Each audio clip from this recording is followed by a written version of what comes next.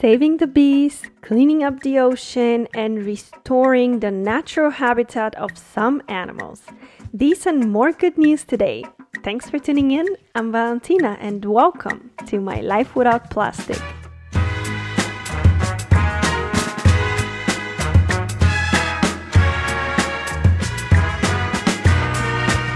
Hello everyone. Welcome to another episode. So I decided to post this one on a Thursday because I figured out tensions because of the elections are probably going to be pretty high. And if you're just trying to lighten up your day or night, I can tell you're in the right place. I originally was thinking today I want to discuss good news from last month because obviously, like I've mentioned previously, every time we begin a new month, I would love to just start on a good note. And I was thinking it would be perfect to kind of go over some amazing environmental initiatives that different presidents have done. But then I thought about it further, and the more I thought about it, the more I figured out that honestly, I kind of feel burned out from the entire presidential talk. I don't know about you, but I really wanted to just focus on some good news and really keep politics aside. So, maybe another time. Maybe there'll be another time when we talk about the presidential initiatives. But for now, for this episode, I really just wanted to focus on general good news and really take a couple of minutes to an hour away from that presidential tension. And, just a little POV on my end, I really think that while everyone's vote matters, all of our personal actions matter as well. Yes, we do have to keep companies and government officials accountable.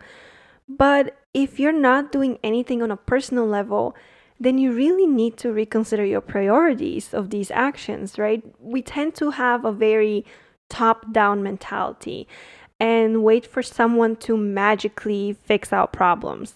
The reality is that, big changes take time, and big changes also need very big blockers. We don't have the luxury to really wait around until someone fixes our problems. We are the solution. I truly believe that. I believe that, like I always mention in all of my episodes, every decision we make has some sort of consequences, whether it's a green or, environmental choice, or whether it's something completely different that disregards the environment altogether. All our decisions have consequences. And if we care about plastic pollution, it's really up to us to make that change on a personal level before we start preaching to the rest of the world. I've been to a couple of environmental protests, and I've seen multiple times people being there just to participate, almost as if it's, a trend. And the reality is this is not a trend, it's a very serious issue. And, meanwhile, they're holding plastic cups, bottles, takeout boxes, and so on. So, just make sure that you actually are doing what you're preaching, right? That's all I'm saying here. We can't expect anyone but ourselves to fix this problem. The change starts with each and every one of us. Again, like I say, it's better to have millions of people doing this entire journey imperfectly than a select few ones who do it perfectly. So, yeah, yes, of course, yes to calling out companies demanding changes, but at the same time, we need to also take some time and reflect on our personal actions too, Okay, those are my 2 cents on the topic. I'm not going to talk any further about that. Just wanted to let you know my personal opinion on the subject. But now that I have that out the way, let's focus on all the good things that happened in the world in the month of October. And we're going to dive right in with an article that immediately caught my attention And I really, really, really wanted to share this one with you. So this is why it's my number one article for today's episode. Bee populations are increasing in many states, with Maine seeing 70% rise in 2 years. Wow, here we go. Save the bees, right? All right, the article says, it's not often you hear good news about the health and prosperity of bee colonies in the United States, or globally for that matter, but recent data collections released in the United States Department of Agriculture show that some states are experiencing growth in colony numbers of 70% or more. Not only was there a 14% increase in the number of honeybee colonies from the period of January 2019 to January 2020, but the states experiencing the broadest increase in colony growth, Michigan, Nebraska, Oklahoma, and Maine, added tens of thousands of colonies. Maine, the number one state for thriving bees, grew colony numbers by 73% since 2018, while Michigan also saw a 50% increase over the same period. Between January and June 2020, Texas saw its bee population grow by 38%. Between 2018 and 2019, it added almost 100,000 colonies, roughly totaling another 33% overall increase. Indeed, in the first half of 2020, the United States as a whole added roughly 420,000 more colonies to its bee populations than were ever lost. So, what this article basically says is that this year we've actually been able to add more colonies of bee populations than what we've lost, right? And I was so extremely excited to read this article because obviously we've been talking about saving the bees for, quite some time now. And I was just very happy to see some progress. I feel like very often we just tend to complain and talk about the problem, but we also have to dedicate time to see the solution and see the progress that's happening along the way. Not everything is negative, and I think this is a perfect example of our efforts actually paying off. But why are bees so important? Let's dive a little bit deeper into this article. And please remember, bees and wasps are different. I feel like they often get confused just because both are making buzzing sounds. And while I personally don't find it pleasant to have a bee flying around me, I definitely do understand its importance in our ecosystem. And I truly appreciate everyone's efforts when I see people around me, family, friends, and so on, making effort to actually preserve those bee colonies.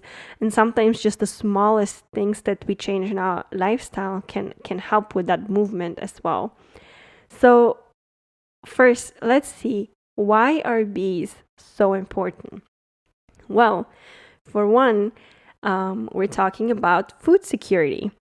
In order to be able to feed the world's growing population, we need ever more food, which must be diverse, balanced, and of good quality to ensure the progress and well-being of humankind. Bees are renowned for their role in providing high-quality food such as honey, royal jelly, and pollen, and other products used in healthcare and other sectors such as beeswax, propolis, honeybee venom even is also used in some healthcare and medicines. But the work of bees entails so much more. The greatest contribution of bees and other pollinators is the pollination of nearly 3/4 of the plants that produce 90% of the world's food. I'm going to repeat this again because if you're like me, you get very confused with numbers easily. So 3/4 of the plants that produce 90% of the world's food. In this case, we're talking about basically 1/3 of the world's food production that depends on bees. Every third spoonful of food depends on pollination. So you can quickly realize how important bees can get for things that we don't really consider them important for, right? Like we usually just consider them to be some sort of an insect that's annoying, but in fact, they are very important in our food production. Another thing that they're also important in is sustainable farming and also the income of farmers. Over the past 50 years, the amount of crops that depend on pollinators, such as fruit, vegetables, seeds, nuts, oil seeds, has tripled. And of course, with more and more people trying to eat healthier and choosing vegetarian or vegan lifestyles, also that has all contributed to, and of course also just the general growth of human population. All of those have contributed to tripling the numbers of crops needed. And bees play an important role in relation to the scope of agricultural production. Effective pollination increases the amount of agricultural produce, improves their quality, and enhances plants' resistance to pests. It's basically a natural chemical-free way to get rid of pests, right? Cultivated plants that depend on pollination are an important source of income for farmers, especially smaller farmers and family-owned farms in developing countries. They provide jobs and income to millions of people. According to the estimate of an international study conducted in 2016 by the Intergovernmental Science Policy Platform on Biodiversity and Ecosystem Services, that's quite the name. Well, according to that study, the annual global production of food that depends directly on pollination was worth between $235 and $577 billion. That's just insane. The study by that Intergovernmental Science Policy Platform on Biodiversity and Ecosystem Services, short IPBES, is actually a document you can find online. I'm gonna have a link for it in my blog if you're interested in reading through that study, but I think it was very interesting. According to the estimates of that study, again, it was conducted in 2016, so numbers are possibly looking quite different by 2020 and possibly have grown, if anything, in my opinion. But from 2016, this specific study, the annual global production of food that depends directly on pollination, and I'm going to repeat the numbers again, that was worth between $235 and $577 billion. Agricultural plants that require pollination are an important source of jobs, income for farmers, especially small farmers, again, in developing countries. So as you see, bees are not only important for food production, but they can also have a great impact on the actual lifestyle and income of smaller farms. Besides that, when we talk about bees, we also have to recognize that they definitely help with biodiversity and environmental protection. And how so? Well, bees are vital for the preservation of ecological balance and biodiversity in nature. They provide one of the most recognizable ecosystems services, again, pollination, which is what makes food production possible. And by doing so, they protect and maintain ecosystems, as well as animal and plant species, and contribute to genetic and biotic diversity. When we talk about plants are not only food, they're also home to so many different types of animals. So bees help not only keep this biodiversity up for food purposes, but also for animal habitat. Also, bees can act as an indicator of the state of the environment. I found that this was very, very interesting.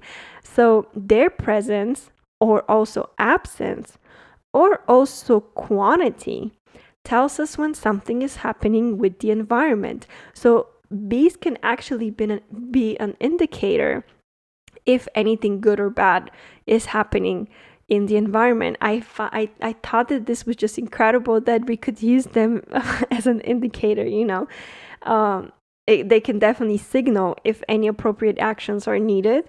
And by observing the development and health of bees, it is possible to ascertain changes in the environment and implement the necessary precautionary measures in time. Instead of being retroactive, we could be proactive about it, right? And last thing about bees, a fun fact that I found was that World Bee Day is actually celebrated on May 20th. And this is not just another random world whatever day. This was actually recognized by the UN, following Slovenia fighting for 3 years at the international level to recognize the importance of bees. I think that this was incredible that a country like Slovenia would actually put so much effort, again, for 3 years to fight and get World Bee Day recognized just because of how important bees are. And if you would like to read more on that topic, I'm definitely going to have a link in my blog again about that as well. So you can check it out and see why exactly Slovenia, why they would have an interest in World Bee Day. But basically, honey in general is a big part of that country, and you're going to read some really interesting things there. If you're interested, definitely check out that page that basically describes why World Bee Day was so important and how they made it happen. I think that was incredible.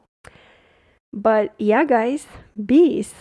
We're finally moving closer and closer to making great progress on saving the bees.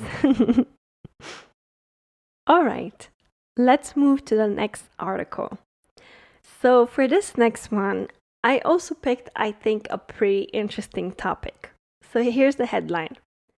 These sunglasses are made from the first ever batch of plastic waste recovered by the Ocean Cleanup Project.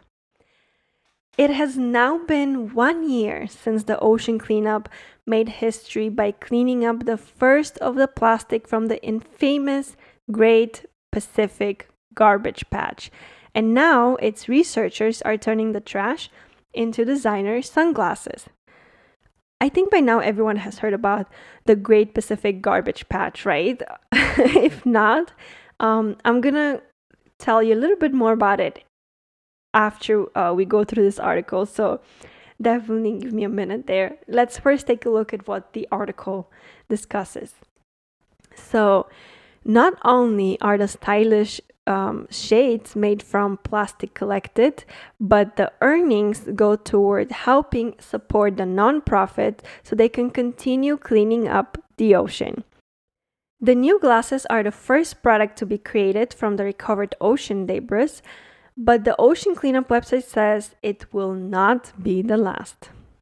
Back in October 2019, after years of research, the Ocean Cleanup Project, which was launched out of San Francisco, announced that the System 001B vessel had successfully captured and collected plastic from the patch. The self-contained system uses the natural forces of the ocean to passively coral plastic in the garbage patch, a process that was first envisioned by Boyan Slat back in October 2012. Wow, it's just incredible to think that something like that was already thought about in 2012. And of course, I'm just so happy to see that it finally happened. We finally saw results. And now not only have we collected plastic from there, but we're starting to repurpose it. I think that it's incredible. After discovering the patch in the 90s, scientists said it would take thousands of years to clean it up. But Slat quickly made a name for himself after he presented a TED Talk in which he claimed that if he could get funding for his machinery designs, he could do it in less than 10 years. The young Dutchman dropped out of college so he could bring his plans to life, and he not only crowdfunded $2.2 million to start up, he also garnered millions more dollars from interested investors. The new sunglass lenses are polarized with full UV protection, while the frames are made from the recovered ocean pollution. All right, so like when we talk about repurposing the plastic, we're here talking about the actual frame of the glasses. Because the hinges have also been specially designed for easy disassembly, they can very quickly be taken apart for recycling, should the need ever arise, right? So they've also thought ahead not only about producing a product, but also what happens at the end of the life cycle of the product. Do people just throw it out? No, they can totally recycle it. I think that this is very well thought through product. I was really happy to see that so much thought went into it, and it's not just another green product that people are trying to sell and make money off, but it's actually something that just has so much thought put into it from start to finish, right? From creating it to the end of it, what happens when people need to dispose of it. I think it's incredible that every step of the way has been thought through. Together with renowned designers, one of the leading companies in the eyewear industry, we work to create sunglasses that you will want to use for the rest of your life or a very long time, reads the nonprofit's website. We wanted to look and feel of the sunglasses to be evocative of the ocean, reminding us where they came from and what they are protecting. Although the shades cost $199 a pop, all of the proceeds generated by the sunglasses go to funding the nonprofit's operations. And for every pair sold, the organization will be able to clean 24 football fields worth of ocean garbage. And since the glasses went on sale earlier this week, supporters have already funded more than 133,100 football fields of trash. So I think it's incredible to put this into perspective that one single pair of sunglasses is really worth cleaning 24 football fields. And we're talking about American football fields here, not soccer fields. Just putting this into perspective shows, first of all, how much pollution there is, and second, how amazing it is to repurpose all of that plastic pollution into something so nice and innovative. When every pair is claimed from this first batch of sunglasses, we can then clean 500,000 football fields worth of plastic, continues the website. That means we can use this trash to clean more trash, going full circle, over and over until we have achieved our mission of clean oceans. Wow. Wow. Doesn't that sound amazing? I mean, I've seen so many products being made from recycled plastic, from furniture and swimsuits to reusable cups and bottles. But this just holds, I feel like, a completely different value. First of all, sunglasses are such a smart choice in my opinion. I mean, we're talking about the ocean. Obviously, when you go to the beach, you wear sunglasses. So this is the perfect reminder that we're finally doing something positive for our oceans and our marine life too. But let me just quickly summarize the problem for you. I feel like I'm not going to dwell too much on it because it's something obvious and something that probably you've heard about tons of times. But I feel like plastic pollution in the ocean specifically is one of those things that we don't see. So we assume it's not there or that it's not such a big deal. I've heard from so many people, but where's the pollution? I go to the beach and I don't see any trash. Well, the truth is that over 5 trillion, I'm talking about not billion, I'm talking about 5 trillion pieces of plastic currently litter the ocean. Trash basically accumulates in 5 ocean garbage patches. The largest one being the Great Pacific Garbage Patch, which you've probably heard the most about. And this is located between Hawaii and California. And I feel like for a very long time, people were very skeptical of the existence of it and kind of thought it was pretty much fake, until finally we were able to actually discover it and start thinking about solutions of cleaning it up. So if this trash is left to circulate, the plastic will impact our ecosystem health and economies eventually. Solving it requires a combination of closing the source and cleaning up what has already accumulated in the ocean. So obviously, our efforts of reducing plastic pollution helps tremendously because we're putting basically less plastic into our oceans specifically. But the second step is also cleaning it up. And that's not an easy task, primarily because it has a lot of roadblocks and challenges. For one, just transportation and like getting there to be able to clean it up is a very, very difficult task to achieve and requires a lot of resources. So what these guys have put together is really incredible, and I really suggest that you go to their website, the Ocean Cleanup, and really read more about their initiative. I think it's incredible for them to come up with such an innovative way that allows us to clean up this trash basically 5 times faster than predicted by scientists originally. Also, again, like on their website, you can find out a lot about the exact technology they use and the exact process. So go ahead and check it out. But you can also check out the actual product on their product page and see more what all of these sunglasses are about. So the glasses actually look nice and are very sturdy.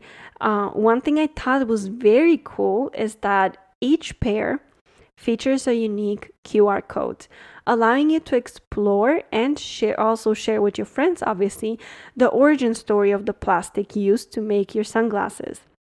By linking them with the QR code, you enable the lost and found feature that lets us connect them to you if someone finds them, is what they say on the website. So this is actually really incredible that even if you lose them, they could potentially go into the lost and found and they could find you back, right? I think this is another very innovative way of handling the disposal of glasses. So not just having them lay around as trash, but they could potentially be brought back to you one day if you lose them. And again, like the recycling part of it is also incredible. So again, those sunglasses cost $199 with free shipping, which is not a little bit of money, I have to say that.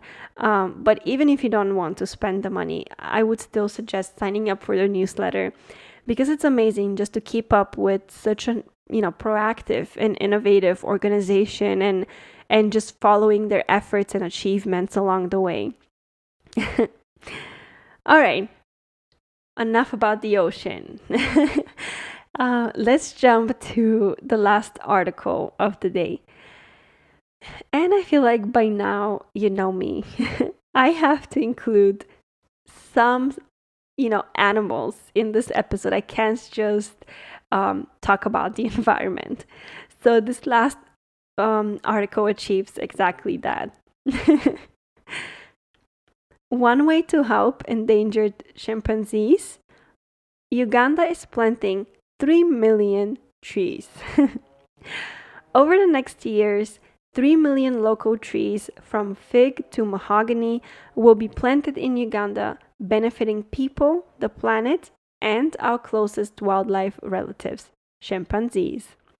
Earlier this year, the reforestation nonprofit One Tree Planted, that's the name of the nonprofit, and the Jane Goodall Institute announced they're working together on a wildlife habitat and corridor restoration project in Uganda. As part of the effort, from 2020 to 2023, millions of native trees will be planted in western Uganda, supporting long-term and large-scale restoration of the Albertine Rift. The Albertine Rift landscape is a diverse, globally recognized ecosystem that is crucial to many species and is a prominent habitat for endangered chimpanzees. It also houses over 50% of birds, 39% of mammals, 19% of amphibians, and 14% of reptiles and plants of mainland Africa. So we're talking about a very, very large population of different species of animals. Not just from one country, but from mainland Africa. And the aim is restore and manage these vital wildlife communities, ultimately providing significant ecological, socioeconomic, and cultural benefit to the people of the area as well. According to a release, Uganda Forests have faced multitude of threats, including large and small-scale agriculture, logging, and fire. We need to protect the existing forests, Dr. Jane Goodall. We need to try and restore the forest and the land around the forest that has not been degraded for too long, where the seeds and roots in the ground can sprout up and once again reclaim the land that make it an amazing forest ecosystem.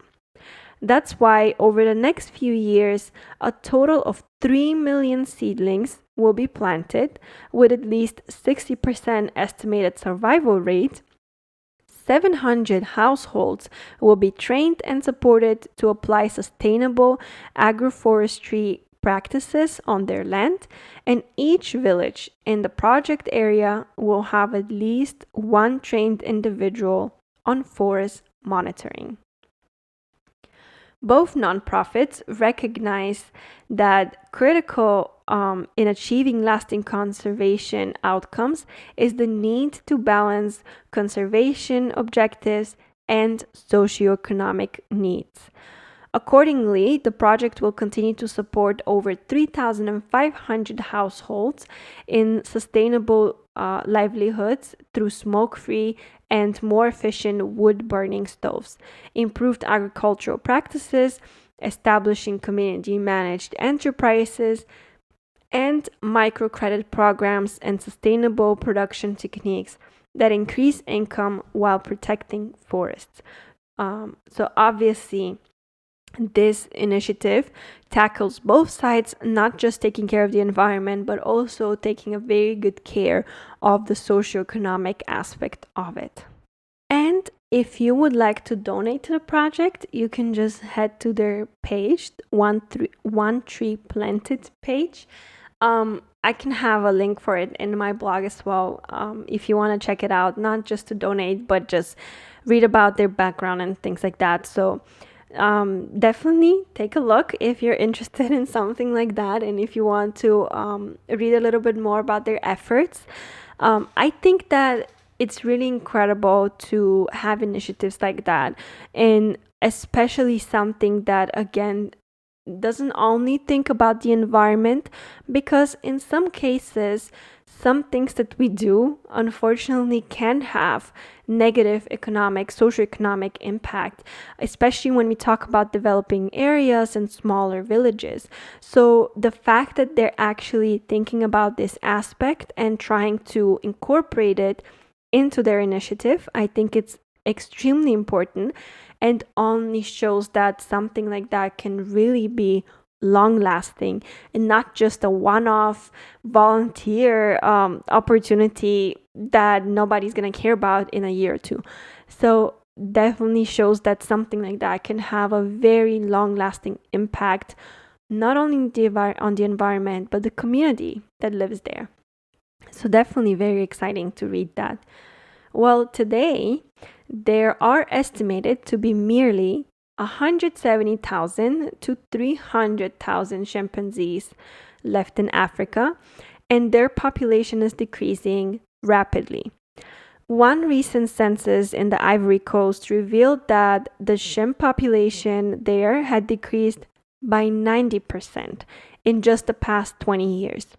And the primary threats to chimpanzees are habitat destruction, hunting, and disease. So those are the main three ones. Chimpanzees, our close relatives, play a vital role in maintaining the diversity of Central Africa's forest. The large seeds that they eat and disperse are too big for most other animals.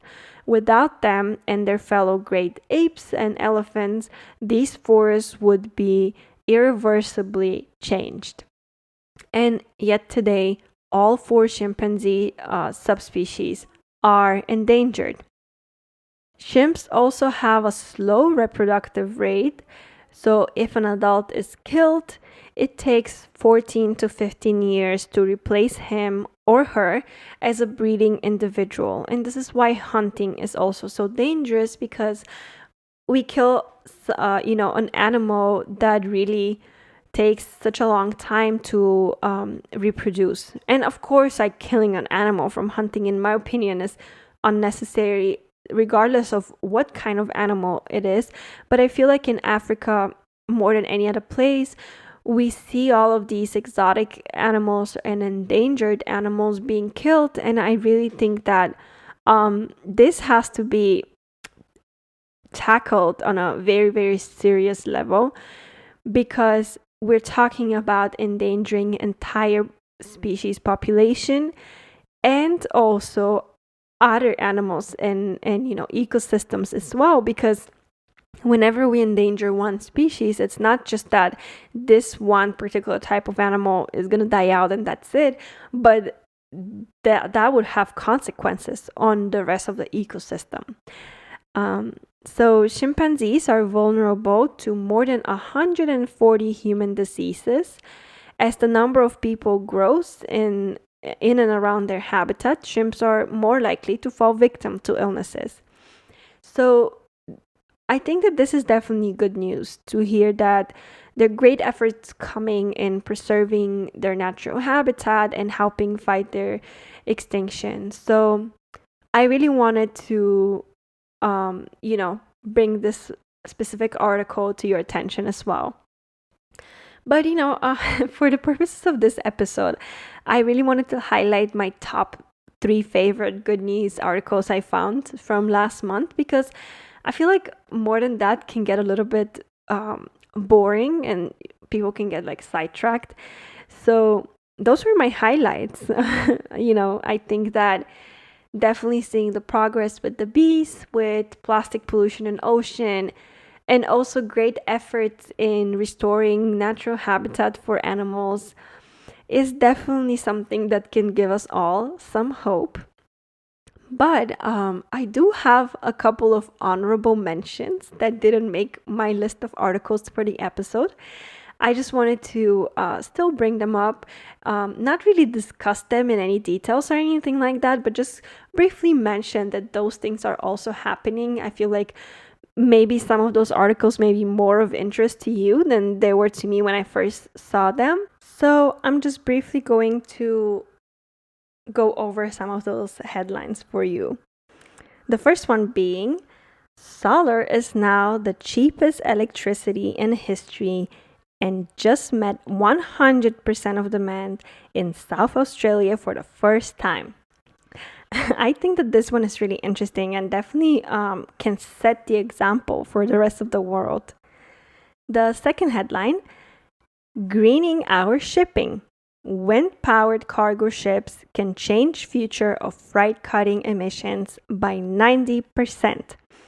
And again, this is another article that definitely talks about innovative ways to handle energy in a more renewable and environmentally friendly way. So cargo ships that are wind powered could definitely help us reduce emissions. The next one is Canada is banning single-use plastic bags, straws, and cutlery next year.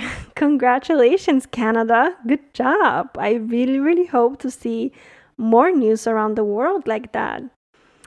The next one, I feel like, is something that you can definitely take advantage of. Ikea to buy back used furniture worldwide in recycling push for Black Friday. So if you're planning to get your new couch or any other type of furniture for Black Friday, make sure to check out IKEA's new used furniture recycling program.